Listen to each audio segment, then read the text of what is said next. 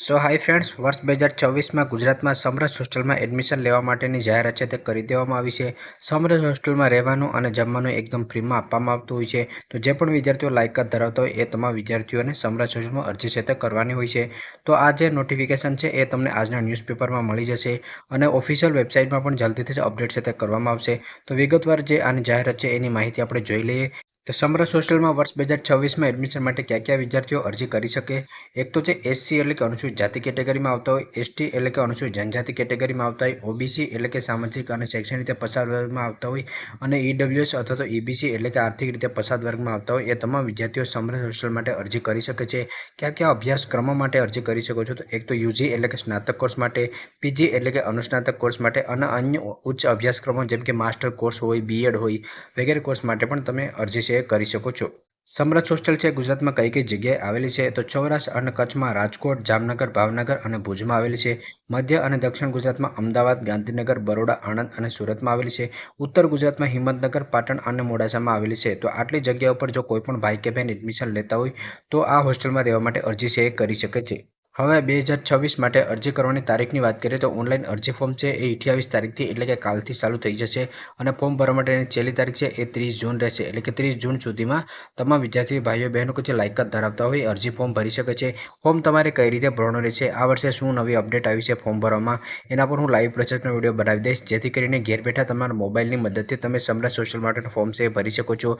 અને ફોર્મ ભર્યા પછી આગળ મેરિટ લિસ્ટની અપડેટ પણ તમને આ ચેનલમાં આપવામાં આવશે. તો જો તમે ચેનલમાં ન હોય તો ચેનલને સબસ્ક્રાઈબ કરી રાખજો. ઘણીવાર વિડીયો બનાવવાનો સમય ના મળતો હોય તો ડેઈલી અગત્યની અપડેટ હું ઇન્સ્ટાગ્રામ પેજમાં આપતો હોઉં છું, તો ઇન્સ્ટાગ્રામ પેજમાં પણ ફોલો કરી લેજો, જેની લિંક તમને ડિસ્ક્રિપ્શનમાં મળી જશે. જે પણ વિદ્યાર્થીઓ મેડિકલ કક્ષાના કોર્સમાં એડમિશન લેતા હોય તો એ વિદ્યાર્થીઓ માટેની અલગથી જાહેરાત છે તે કરવામાં આવતી હોય છે, કારણ કે એ વિદ્યાર્થીઓનું એડમિશન પ્રોસેસ એ મોડું ચાલુ થતું હોય છે. પરંતુ જે પણ વિદ્યાર્થીઓ ગ્રુપ 2માં કે 3માં આવતા હોય એટલે કે ગ્રેજ્યુએશન કક્ષાના કોર્સમાં કે પોસ્ટ ગ્રેજ્યુએશન કક્ષાના કોર્સમાં આવતા હોય એ વિદ્યાર્થીઓ અત્યારે અરજી ફોર્મ છે એ ભરી શકે છે. સમરસ હોસ્ટેલમાં એડમિશન માટેની મિનિમમ લાયકાત છે એની વાત કરી લઈએ તો જે ફ્રેશ વિદ્યાર્થીઓ નવું એડમિશન લેતા હોય જેમ કે જેને ધોરણ 12મું આ વર્ષે પાસ કર્યું હોય અને પ્રથમ વર્ષમાં કોલેજમાં એડમિશન લેતા હોય તો એ વિદ્યાર્થીઓને એડમિશન લેવા માટે ધોરણ 12ની ટકાવારી છે એ લાગુ પડશે. એટલે કે ધોરણ 12ની ટકાવારી મુજબ એનું મેરિટ બનાવવામાં આવશે. ધોરણ 12માં એ વિદ્યાર્થીઓને ઓછામાં ઓછા 50% ગુણ છે તે હોવા જોઈએ અને જે વિદ્યાર્થીઓ અનુસ્નાતક એટલે કે પીજી કોર્સમાં એડમિશન લેતા હોય તો એને જે ગ્રેજ્યુએશનની ટકાવારી હશે એ જોવામાં આવશે. તો ગ્રેજ્યુએશનમાં એ વિદ્યાર્થીઓને ઓછામાં ઓછા 50% ગુણ છે તે થતા હોવા જોઈએ. રિન્યુઅલ વિદ્યાર્થીઓ હશે કે જે ઓલરેડી હોસ્ટેલમાં રહેતા હોય, બીજા, ત્રીજા કે ચોથા વર્ષે અરજી કરતા હોય તો એના જે છેલ્લા 2 સેમેસ્ટર હશે એના ઓછામાં ઓછા 50% ગુણ છે તે થવા જોઈએ સ્નાતક કોર્સ માટે. અને અનુસ્નાતક કોર્સ માટે ગ્રુપ 1 માટે ઓછામાં ઓછા 50% ગુણ હોય તો પણ એ વિદ્યાર્થીઓને એડમિશન આપવામાં આવે છે. જે તમારું મેરિટ હશે એ આ ટકાવારીના આધારે જ બનાવવામાં આવશે. ફોર્મ જ્યારે ભરતા હોય ત્યારે તમારે કઈ બાબતો ધ્યાનમાં રાખવી અથવા તમારો પ્રવેશ રદ ન થાય એ માટે તમારે કયા બાબતો ધ્યાનમાં રાખવી? તો જે જિલ્લામાં સમરસ હોસ્ટેલ આવેલી હોય એ જિલ્લાની કોલેજમાં તમે અભ્યાસ છે તે લીધેલો હોવો જોઈએ. જેમ કે તમે બરોડામાં કોલેજમાં એડમિશન લીધું હોય તો બરોડાની જ હોસ્ટેલમાં તમને એડમિશન છે તે મળવાપાત્ર થતું હોય છે. અગાઉ હોસ્ટેલમાં રહેતા જૂના વિદ્યાર્થીઓને પણ નવેસરથી ઓનલાઈન અરજી કરવી ફરજિયાત છે. એટલે જે વિદ્યાર્થીઓ હાલ અત્યારે સમરસ હોસ્ટેલમાં રહે છે એ વિદ્યાર્થીઓને પણ રિન્યુઅલ ઓનલાઈન અરજી છે તે ફરજિયાતપણે કરવાની હોય છે. અરજી તમે જ્યારે કરશો ત્યારે ટકાવારી છે એ જે તમારી માર્કશીટમાં હોય એ મુજબ જ સેમ હોવી જોઈએ. ત્યાર પછી તમારે ફોર્મની અરજી છે સબમિટ કરવાની રહેશે. ફોર્મમાં જો તમને કાંઈ પણ ભૂલ દેખાય તો વિથડ્રાવલ એપ્લિકેશન કરી અને તમે જૂની અરજી રદ કરી શકો છો અને નવી અરજી છે એ કરી શકો છો. એ હું જ્યારે લાઈવ પ્રોસેસનો વિડીયો બનાવીશ ત્યારે તમને આરામથી સમજાવી દઈશ. હવે આપણે એ જોઈ લઈએ કે પ્રવેશ પ્રક્રિયા છે કઈ રીતે થશે. તો આ 30 જૂન સુધીમાં તમામ વિદ્યાર્થીઓ છે ફોર્મ ભરશે.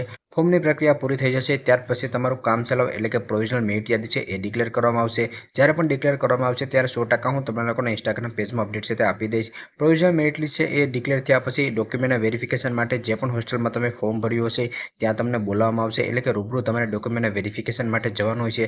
ડોક્યુમેન્ટનું વેરિફિકેશન થઈ જાય ત્યાર પછી હોસ્ટેલમાંથી તમને જ્યારે કહેવામાં આવે ત્યારે તમે હોસ્ટેલમાં રહેવા માટે જઈ શકો છો. આ જે પણ 4 સ્ટેપ છે એની સંપૂર્ણ અપડેટ હું સ્ટેપ બાય સ્ટેપ તમને યુટ્યુબ અને ઇન્સ્ટાગ્રામ પેજમાં આપતો રહીશ. સમરસ હોસ્ટેલનું ફોર્મ ભરવા માટે તમારે સમરસ હોસ્ટેલની ઓફિશિયલ વેબસાઇટમાં જવાનું હોય છે. તો હું તમને ઓફિશિયલ વેબસાઇટમાં જઈને બતાવું કે કઈ વેબસાઇટમાં તમારે જવાનું રહેશે. જે પણ બ્રાઉઝર તમે યુઝ કરતા હોય એમાં તમે સમરસ હોસ્ટેલ સર્ચ કરશો તમારી સમક્ષ જે ઓફિશિયલ વેબસાઇટ આવશે એના પર તમે ક્લિક કરી દેશો. ક્લિક કરી દેશો એટલે ગુજરાત સમરસ હોસ્ટેલની ઓફિશિયલ વેબસાઇટ તમારી સમક્ષ આવી જશે. અહીંયા નીચે આવ્યા બાદ અહીંયા નોટિફિકેશન લિસ્ટ તમને જોવા મળશે. ગયા વર્ષે કઈ કોલેજમાં કેટલી ટકાવારી અટક્યું હતું એની પીડીએફ જોઈ તો અહીંયાથી તમને મળી જશે. અન્ય નિયમો જો હોય તો એની માહિતી પણ અહીંયા તમને મળી જશે. અને જે મેં અત્યારે તમને નોટિફિકેશન સમજાવી એ પણ આજના કે કાલના દિવસના વેબસાઇટમાં અપડેટ છે તે કરી દેવામાં આવશે. આ જ વેબસાઇટમાંથી તમામ વિદ્યાર્થીઓને ફોર્મ છે તે ભરવાનું રહેશે. અહીંયા ઉપર આવશો તો છાત્રાલય ઓનલાઈન એડમિશન જોવા મળશે. એના પર ક્લિક કરી અને તમે ફોર્મ છે ભરી શકો છો. કાલે જ્યારે ફોર્મ ભરવાનું ચાલુ થશે એટલે હું લાઈવ પ્રોસેસનો વિડીયો બનાવી દઈશ. એ વિડીયો જોઈને આરામથી તમે ફોર્મ છે ભરી શકો છો. વિડીયોમાં બની ત્યાં સુધી મેં સંપૂર્ણ માહિતી આપી છે. આ ઉપરાંત પણ જો કોઈ પણ માહિતી બાકી રહી જતી હશે તો કાલના વિડીયોમાં હું તમને સમજાવી દઈશ. જો તમને વિડીયો પસંદ આવે તો લાઇક કરજો અને ચેનલમાં ન હોય તો ચેનલને સબસ્ક્રાઈબ કરવાનું ભૂલશો નહીં.